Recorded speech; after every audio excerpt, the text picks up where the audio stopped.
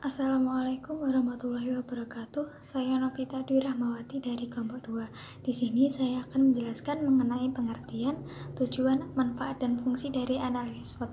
Yang pertama yaitu pengertian dari analisis SWOT. Analisis SWOT merupakan suatu metode penyusunan strategi perusahaan atau organisasi yang bersifat satu unit bisnis tunggal. SWOT itu sendiri terdiri dari strength, kekuatan, weakness, kelemahan, opportunity, peluang, dan threat, ancaman. Strength atau kekuatan merupakan sumber daya, keterampilan, atau keunggulan-keunggulan lain yang berhubungan dengan perusahaan pesaing dan kebutuhan pasar yang dapat dilayani oleh perusahaan yang diharapkan dapat dilayani. Kelemahan atau weakness merupakan keterbatasan atau kekurangan dalam sumber daya, keterampilan, dan kapabilitas yang secara efektif dapat menghambat kinerja perusahaan. Peluang atau opportunity merupakan situasi penting yang menguntungkan dalam lingkungan perusahaan. Ancaman atau threat merupakan situasi penting yang tidak menguntungkan dalam lingkungan perusahaan.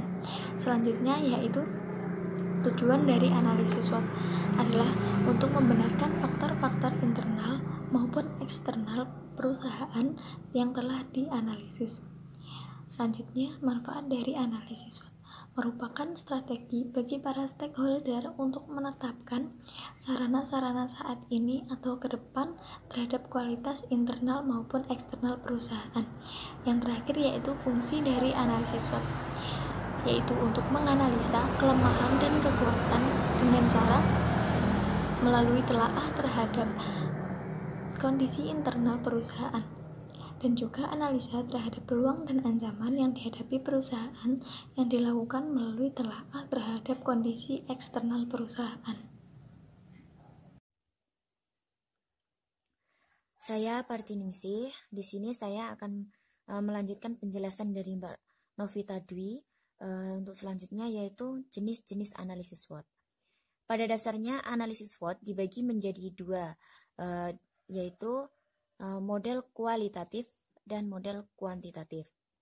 Untuk penjelasannya, yaitu yang pertama model kuantitatif.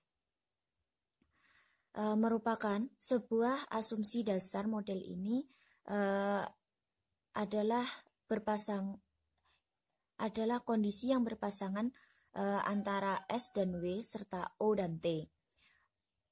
Kondisi berpasangan ini terjadi karena diasumsikan bahwa setiap ada kelebihan pasti ada kelemahan yang tersembunyi, dan setiap ada kesempatan yang terbuka pasti ada ancaman yang harus diwaspadai. Untuk yang kedua, model kualitatif. Urutan untuk membuat analisis SWOT kualitatif tidak berbeda jauh dengan urutan-urutan model kuantitatif. Perbedaan besar di antara keduanya terletak pada saat pembuatan subkomponen dari masing-masing komponen. Apabila subkomponen dari kuantitatif selalu berpasangan antara S dan W serta O dan T, maka dalam model kualitatif hal ini tidak terjadi. Selain itu, subkomponen pada masing-masing komponen atau SWOT adalah berdiri bebas dan tidak memiliki hubungan satu sama lain. Keputusan strategis perusahaan perlu pertimbangan faktor internal yang mencakup kekuatan dan kelemahan, serta faktor eksternal yang mencakup peluang dan ancaman. Oleh karena itu, perlu adanya pertimbangan-pertimbangan penting untuk analisis SWOT, di antaranya sebagai berikut. Yang pertama yaitu kekuatan atau strength. Merupakan suatu unsur-unsur yang dapat diunggulkan oleh perusahaan tersebut, seperti halnya keunggulan dalam produk yang dapat diandalkan, memiliki keterampilan dan berbeda dengan produk lain, sehingga dapat membuat lebih kuat dari pesaing lainnya. Kekuatan juga merupakan sumber daya, keterampilan atau keunggulan-keunggulan relatif terhadap pesaing dan kebutuhan pasar yang dilayani atau ingin dilayani oleh perusahaan. Yang kedua yaitu kelemahan atau weakness, merupakan kekurangan atau keterbatasan sumber daya yang ada pada perusahaan, baik itu keterampilan atau kemampuan yang menjadi penghalang bagi kinerja organisasi. Kekurangan atau keterbatasan sumber daya, keterampilan, dan kapasitas secara serius mampu menghambat kinerja efektif perusahaan. Yang ketiga yaitu peluang atau opportunity, merupakan berbagai hal dan situasi yang menguntungkan bagi suatu perusahaan, serta kecenderungan yang merupakan salah satu sumber peluang. Yang terakhir yaitu ancaman atau threats, merupakan faktor-faktor lingkungan yang tidak menguntungkan dalam perusahaan menjadi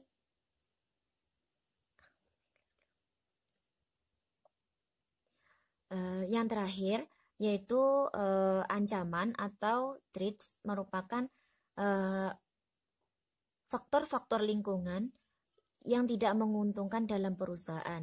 Jika hal ini tidak diatasi, maka akan menjadi hambatan bagi perusahaan yang bersangkutan, baik masa sekarang maupun masa yang akan datang.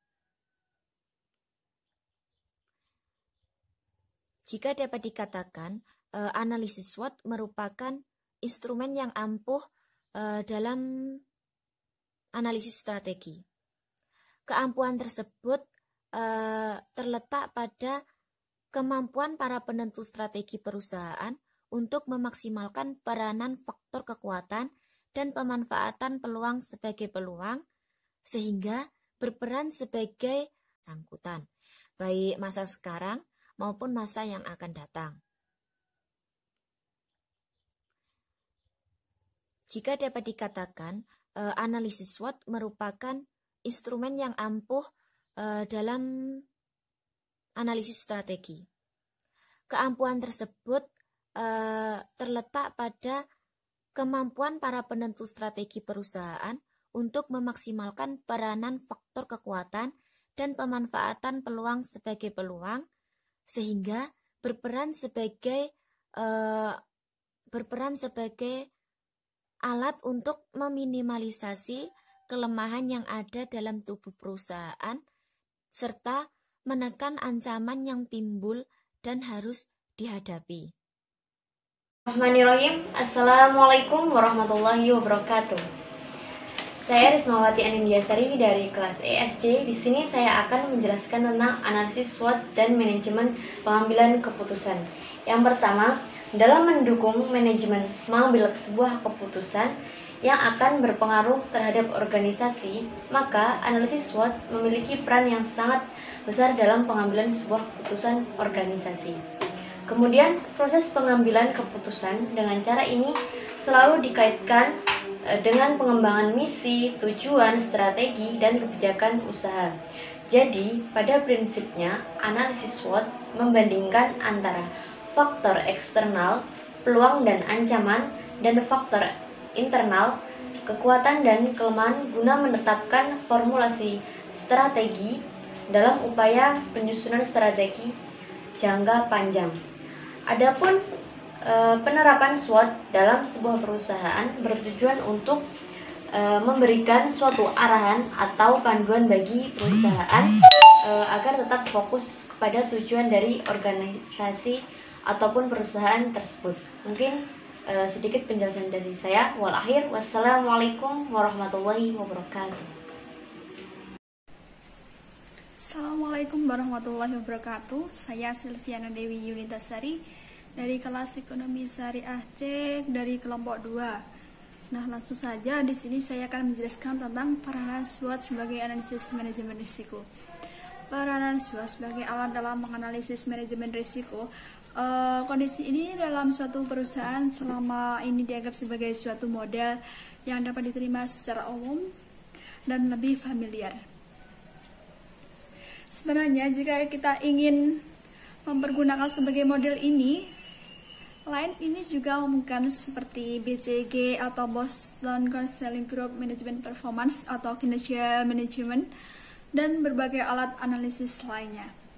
Beberapa organisasi profit dalam non-profit telah lama menggunakan SWOT ini sebagai salah satu alat analisis mereka, seperti IPB dalam membuat rencana strategis untuk tahun 2008 sampai 2013.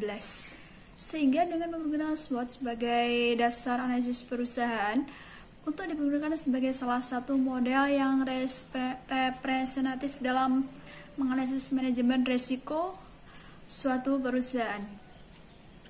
Selanjutnya yaitu secara lebih tegas mengapa SWOT memungkinkan untuk dipergunakan sebagai model analisis. Ini sebagaimana dikatakan oleh Nur Anissa Sugesti S dan Ahmad Khalil Nur Ali bahwa analisis SWOT dilakukan dengan mengidentifikasi kekuatan dan faktor-faktor positif yang berasal dari internal organisasi. Kelemahan dan faktor-faktor negatif dari internal yaitu peluang atau kesempatan dan keuntungan dari faktor eksternal ancaman risiko. Dengan dipergunakan kata identifikasi, maka ini menjadi salah satu dasar konsep dalam mempelajari manajemen risiko.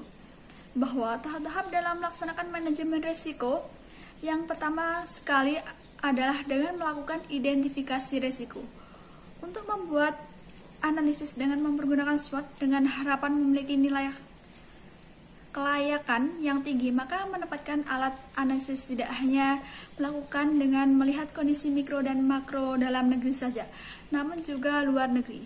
Saat ini, negara Indonesia menganut sistem moneter mengambang yang terkendali dan menerapkan prinsip perdagangan internasional sebagai satu pendukung pertumbuhan ekonomi nasional, seperti berusaha kuat untuk mengundang masuknya investasi dari luar negeri khususnya dalam bentuk direct investment dan lain-lainnya. Adapun pengertian dari direct investment atau investasi langsung adalah mereka yang memiliki ketersediaan dana di mana dana tersebut dapat langsung digunakan dalam berinvestasi dengan membeli secara langsung aktiva keuangan dari suatu perusahaan yang dapat dilakukan baik melalui perantara atau berbagai cara lainnya. Sedangkan direct investment yaitu investasi tidak langsung adalah mereka yang memiliki kelebihan dana dapat melakukan keputusan investasi dengan tidak terlibat secara langsung atau pembelian aktiva keuangan, cukup hanya dengan memegang dalam bentuk saham atau obligasi saja. Mereka yang melakukan kebijakan indirect investment umumnya cenderung tidak terlihat dalam pengambilan keputusan penting pada satu perusahaan. Contohnya, membeli saham dan obligasi yang dijual di pasar modal, dan itu juga biasanya dilakukan melalui perusahaan investasi atau adanya perantara atau agen. Tersebut akan mendapatkan sejumlah keuntungan yang dianggap sebagai fee. Sekian presentasi dari kami. Bila ada kurang lebihnya kami mohon maaf. Akhirul kalam. Wassalamualaikum warahmatullahi wabarakatuh.